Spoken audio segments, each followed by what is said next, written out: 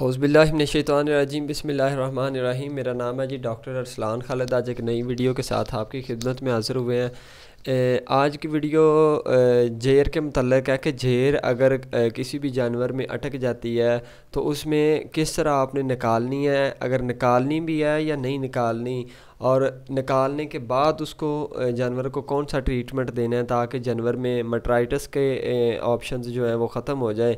मटराइटिस मतलब होता है कि बच्चेदानी की सोजिश हो जाती है, उसमें रेशा वगैरह पस वगैरह पड़ जाती है।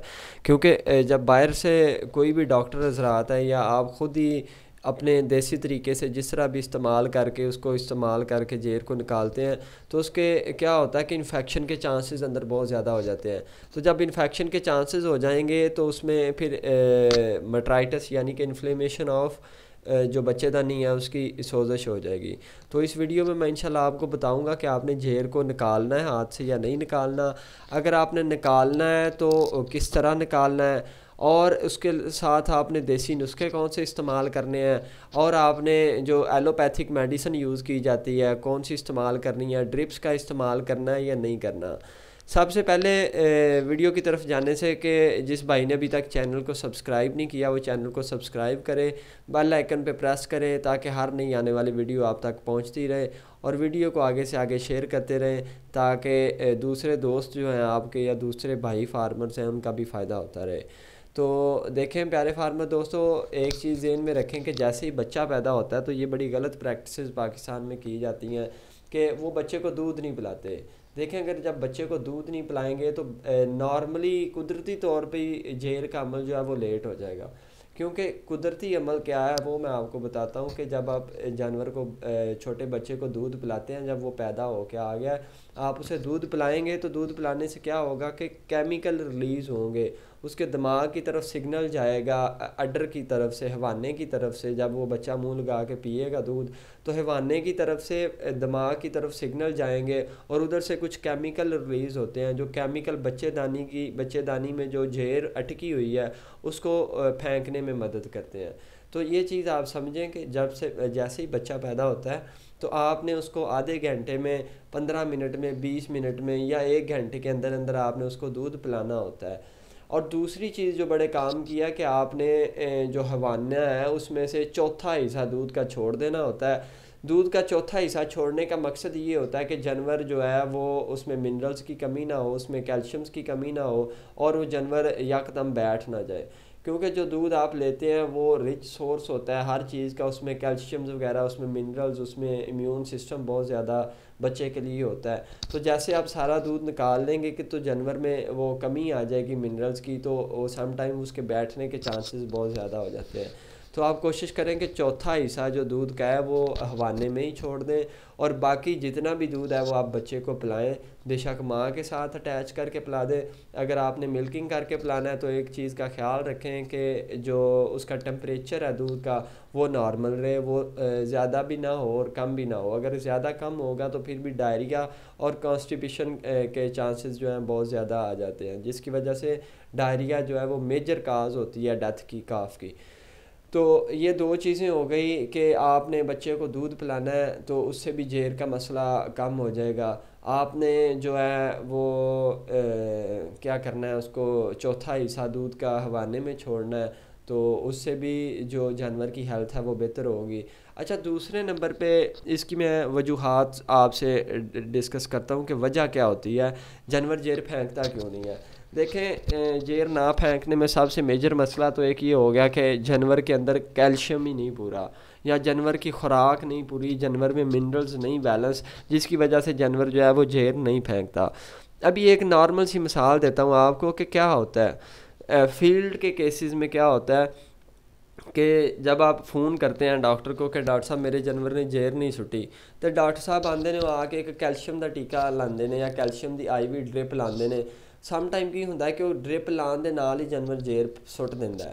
हुण मकसद की गल की विचों करन दा मकसद होया कि जानवर के अंदर कैल्शियम की कमी सी जिहड़ी तुसी खुराक तो पूरी नहीं की, जिहड़ी असी बाहरों दित्ती है जानवर नूं कैल्शियम, ते कैल्शियम लाने दे नाल ही जानवर ने जेर सुट दित्ती है। तो ये चीज़ नूं ज़हन दे विच रखना है कि जानवर दी जिहड़ी खुराक दा तनासब है, खुराक दी जिहड़ी रेशो है उहदे च मिनरल्स ने उन्हां नूं तुसीं प्रॉपर ते बैलेंस रखना है ताकि जानवर जेर सुट्टण दे विच तुहानूं मसला ना करे।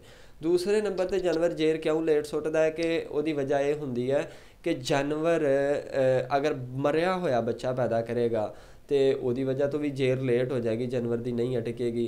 अगर जानवर अबॉर्शन कीती है, जिस तरह बहुत सारे बैक्टीरियाज ने, वायरसिस ने, जिहदी वजह तो जानवर अबॉर्ट कर दिंदा है 6वें महीने च 7वें महीने च, तो ਉਹਦੀ वजह तो ਜਿਹੜਾ है ब्रूसैला जिस तरह जानवर अबॉर्ट कर ਜਾਂਦਾ 6वें 7वें महीने ਦੇ ਵਿੱਚ, ਤੇ ਉਹਦੀ वजह तो भी जानवर ਦੇ ਜਿਹੜੇ जेर अटकन ਦੇ चांसिस ने वो बहुत ज़्यादा हो जाते हैं। तीसरे नंबर पर यदि मेजर वजह यह भी होंगी है कि अगर बच्चा जोड़ा है वो टाइम तो पहला पैदा हो गया तो उसकी वजह तो भी जेर अटकन के चांसिस हो जाते हैं। अगर डिस्टोकिया के चांसिस ने तो डिस्टोकिया के चांसिस के नाल भी जानवर के जेर अटकन के चांसिस हो सकते हैं। अभी बात करनी आगे ये है कि जेर चले अटक गई है, अभी सारी बातें मैं इसमें डिस्कस करूँगा कि इसका हल किस तरह करना है, आपने जेर निकलवानी या नहीं निकलवानी, और देसी नुस्खे और आपने मेडिसिन कौन सी यूज़ करनी है।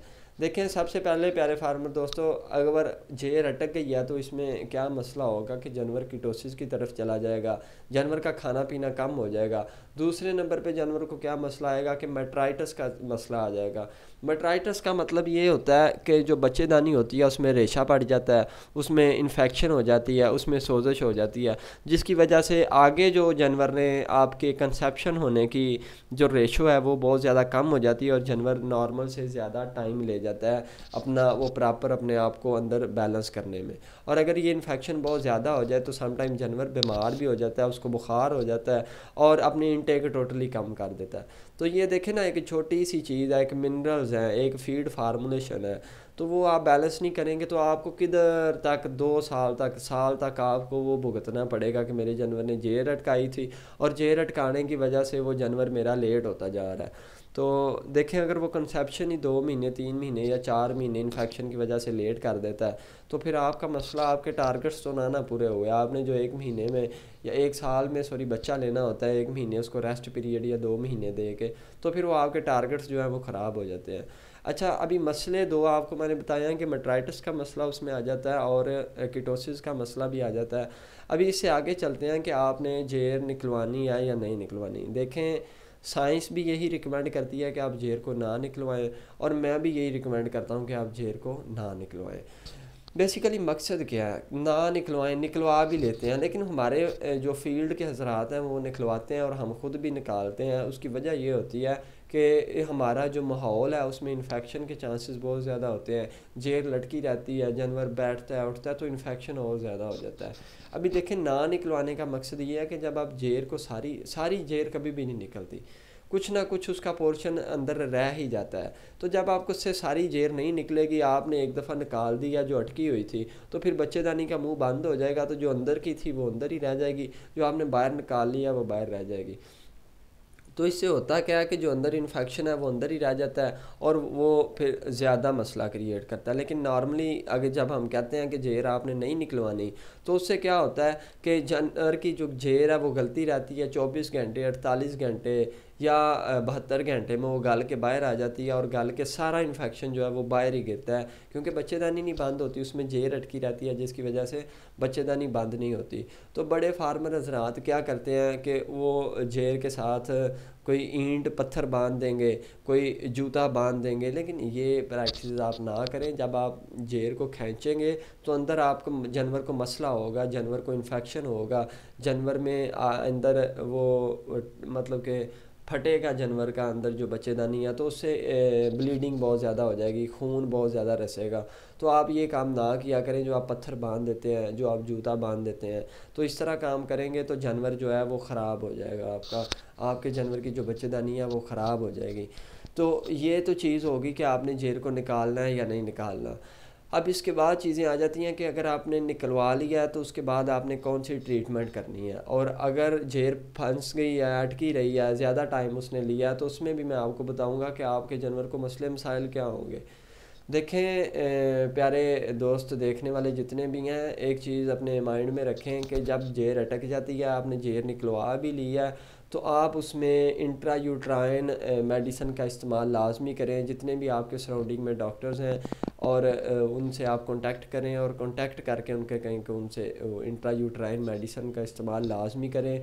आप एंटीबायोटिक का इस्तेमाल जानवर को लाजमी करें ताकि इन्फेक्शन के चांसेस जो हैं वो कम से कम हो जाएं।